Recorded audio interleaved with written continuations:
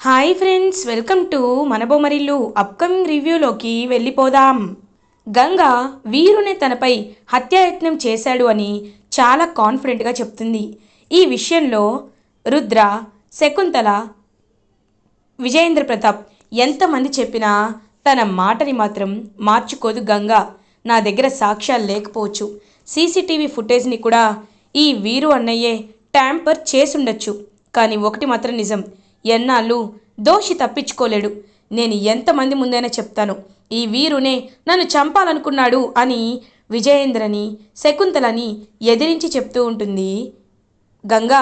వెంటనే గంగ చెంపపై కొడతాడు రుద్ర. కొట్టి, చూడు గంగా, ఇప్పటికే నీకు చాలా అవకాశం ఇచ్చాను, కానీ ఇంకా నేను నిన్ను సమర్థించాలనుకోవటం లేదు. ఈ ఇంటి పెద్దవాళ్ళపైనే నువ్వు గొంతెత్తి మాట్లాడుతున్నావంటే నిన్ను క్షమించేదే లేదు. ఈ ఇంట్లో నుండి బయటికి వెళ్ళిపో. ఇంటి కోడలిగా ఈ ఇంట్లో ఉండే అర్హతని నువ్వు కోల్పోయావని ఇంకా అలా రుద్ర గంగ చేపట్టుకొని తీసుకువెళ్తూ ఉంటాడు. పాపం గంగ, సార్ నేను చెప్పేది వినండి అంటున్నా వినిపించుకోకుండా తీసుకువెళ్తాడు. సో అలా తీసుకువెళ్తూ పైడిరాజు లక్ష్మి వాళ్ళ ఇంటికి తీసుకువెళ్తాడు రుద్ర. ఇది ఇలా ఉండగా పైడిరాజు లక్ష్మి ఇద్దరు ఒకరితో ఒకరు మాట్లాడుకుంటూ ఉంటారు. ఏంటోనయ్యా, ఇవాళ గంగ బాగా గుర్తొస్తుంది. గంగకి ఒకసారి ఫోన్ చేయాలి అని అనుకుంటారు. ఏముంది, గొప్పింటి కోడలైపోయింది కదా, అలాంటప్పుడు ఫోన్ ఎందుకు చేయదు, మనమే చేయాలి కానీ తను చేయదు కదా అని ఇంక మాట్లాడుతూ ఉంటాడు. ఏం మాటలు అయ్యా అవి, ఊరుకో, తనకి మనమంటే ఎంతో ప్రేమ అని మాట్లాడుకుంటూ ఉంటారు.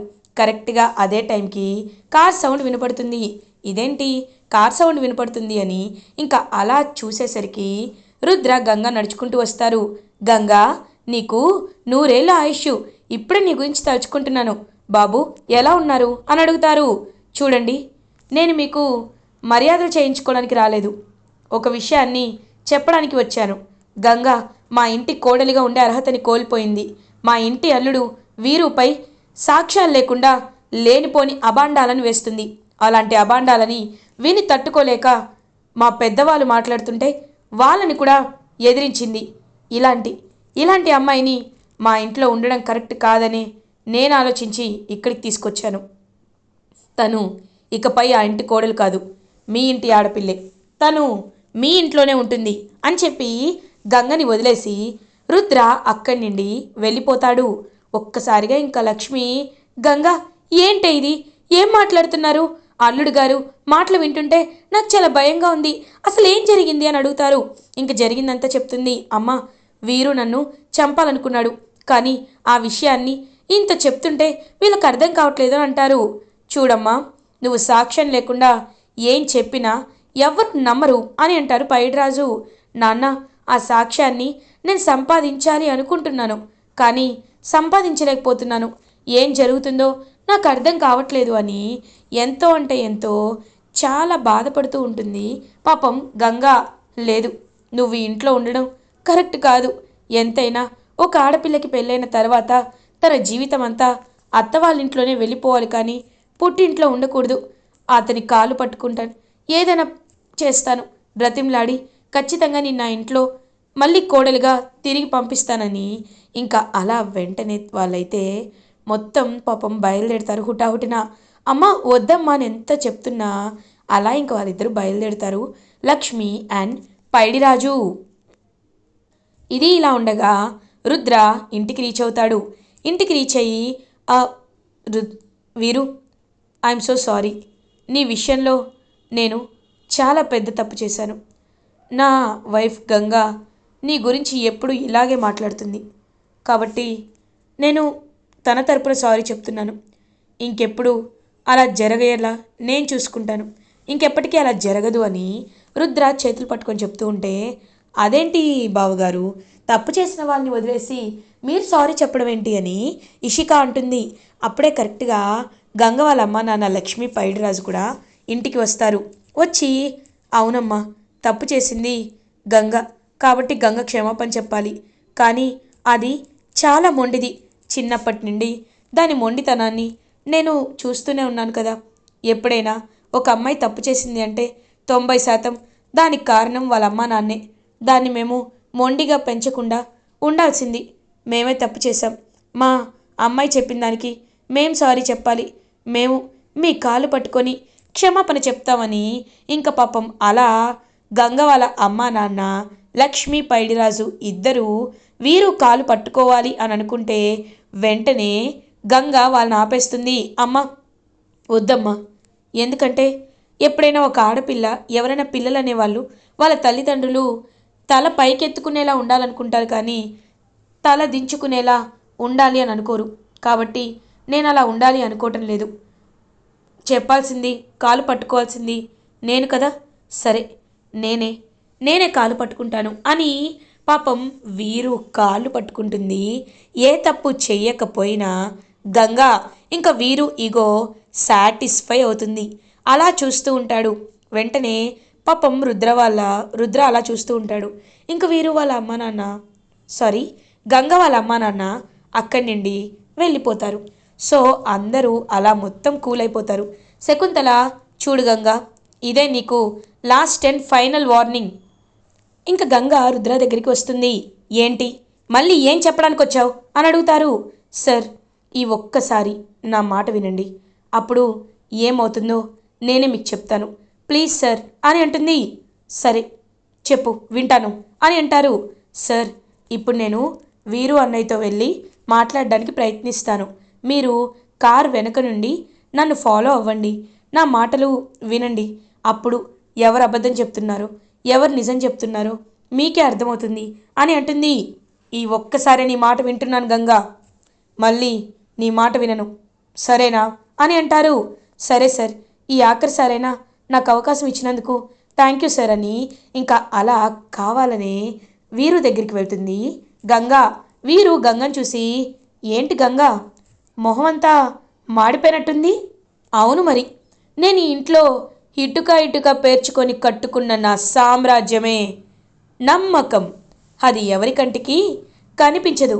కానీ నేను నేను ఒక్కసారి నమ్మకంగా ఉన్నాను అంటే ఆ నమ్మకాన్ని ఖచ్చితంగా ఎవరైనా నమ్మేయాల్సిందే. ఇంకొకసారి నాపై ఏ విషయంలో అయినా కంప్లైంట్ ఇవ్వాలి అని అనుకున్నావనుకో, ఏం జరుగుతుందో అర్థమైంది కదా అని ఇంకా అలా గట్టిగా వార్నింగ్ ఇచ్చి అక్కడి నుండి వెళ్ళిపోతాడు వీరు. ఇదంతా కార్ వెనకాలే ఉన్న రుద్ర వినేస్తాడు. ఒక్కసారిగా షాక్లో ఉండిపోతాడు.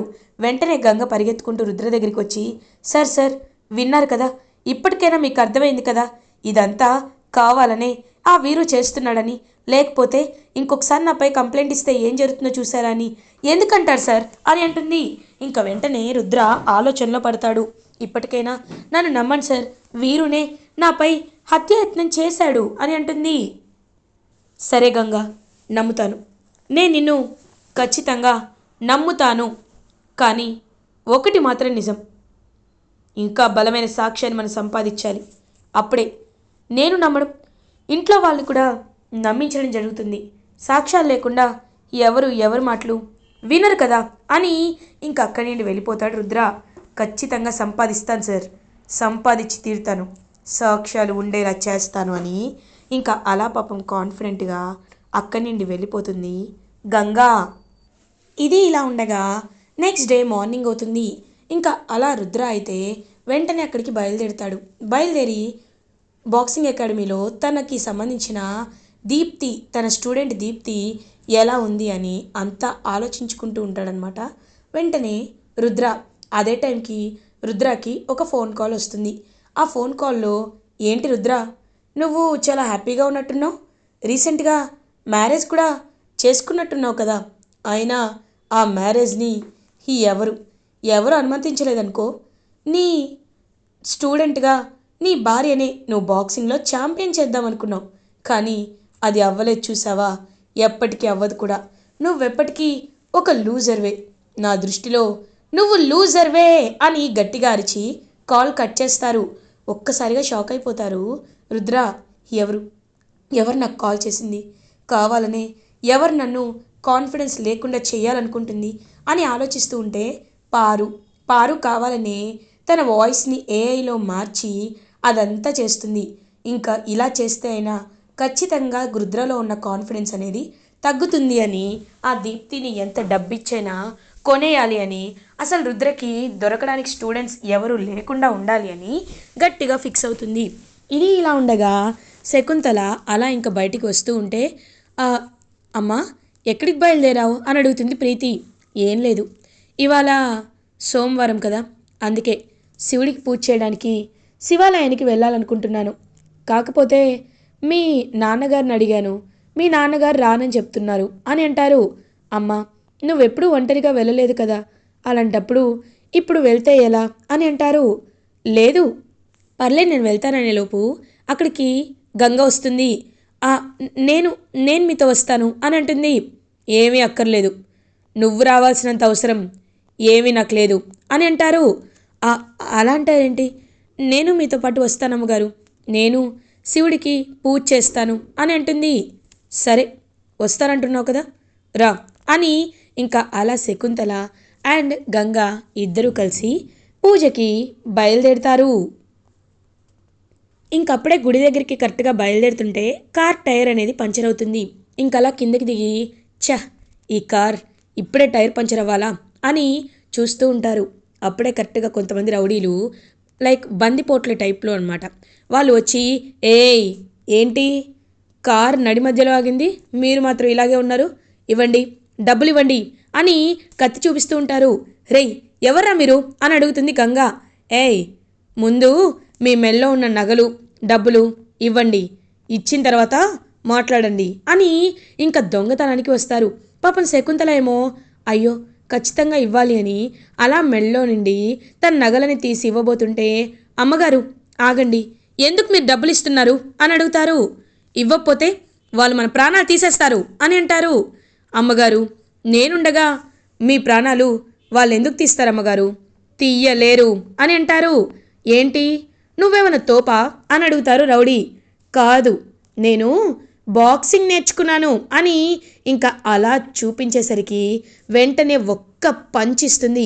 ఒక్క పంచికి ఆ రౌడీ కింద పడిపోతాడు. ఒక్కసారిగా శకుంతల కూడా అలా షాక్లో ఉండిపోతుంది. ఇంకా వెంటనే రౌడీలందరినీ ఫుల్గా కొట్టి శకుంతలాని కాపాడుతుంది గంగా. కాపాడి ఇది ఇంకొకసారి మా జోలికి వచ్చారో ప్రాణం తీస్తా అని అందరినీ వెంటాడి ఫుల్గా కొడుతుంది. కొట్టి పంపించేస్తుంది. ఎస్, ఇప్పుడు అందరూ కరెక్ట్గా ఉన్నారు, ఇదిగోండి మీ నగలు మీరు తీసుకోండి అమ్మగారు అని అంటారు. బాక్సింగ్లో తనకి ఎంత ఉందో అది అర్థమవుతుంది, ఎంత టాలెంట్ ఉందో అది అర్థమవుతుంది. శకుంతలకి ఆలోచనలో పడుతుంది. అమ్మగారు రండి వెళ్దామని చెప్పి ఇంకా అలా పూజకైతే తీసుకువెళ్తుంది. ఏంటమ్మగారు ఏం ఆలోచిస్తున్నారు అని అడుగుతారు. ఏం లేదు పద అని. లేదు, రుద్ర చెప్పింది నిజమే, తనకి ఎంతో బాక్సింగ్ టాలెంట్ ఉంది. ఆ టాలెంట్ నా వల్ల తను పోగొట్టుకోవడం నాకు నచ్చటం లేదు. కాబట్టి ఏం చేయాలి, ఎలా అయినా రుద్రతో మాట్లాడాలి అని రుద్ర అని పిలుస్తుంది. రుద్ర ఎంతో హ్యాపీగా ఏంటి పెద్దమ్మ నన్ను ఇన్ని రోజుల తర్వాత పిలుస్తుంది అని హ్యాపీగా వెళ్తాడు. పెద్దమ్మ అని అంటారు. నువ్వు చెప్పింది కరెక్టే, గంగకి బాక్సింగ్లో చాలా టాలెంట్ ఉంది. కాబట్టి ఆ టాలెంట్ని నేను ముందుకి నడిపించాలి అనుకుంటున్నాను. తన్ని బాక్సింగ్ ఛాంపియన్ చేస్తాను అని నువ్వు కన్న కల నిజమవ్వాలని కోరుకుంటున్నాను. కాకపోతే నేను ఎన్నో అవకాశాలు ఇవ్వలేను, కేవలం ఒకే ఒక్క ఆఖరి అవకాశం ఇస్తున్నాను. ఈ అవకాశం లోపు మీరు ఖచ్చితంగా అన్ని విధాలా గెలిచే ప్రయత్నం చేయండి, లేకపోతే ఎప్పటికీ తన నమ్మకం కోల్పోతుంది అని అంటారు. పెద్దమ్మ థ్యాంక్ యూ సో మచ్ పెద్దమ్మ, ఖచ్చితంగా మీ నమ్మకాన్ని నేను నిలబెట్టుకుంటాను పెద్దమ్మ అని ఇంకా హ్యాపీగా ఫీల్ అవుతూ గంగ వైపు చూస్తూ ఉంటాడు రుద్ర. ఇలా ఎపిసోడ్ ఎండ్ అవుతుంది. ఫర్దర్ ఎపిసోడ్ రివ్యూస్ ముందుగా మీకు కావాలి అనుకుంటే మా ఛానల్ని సబ్స్క్రైబ్ చేసుకోండి. Thanks for watching.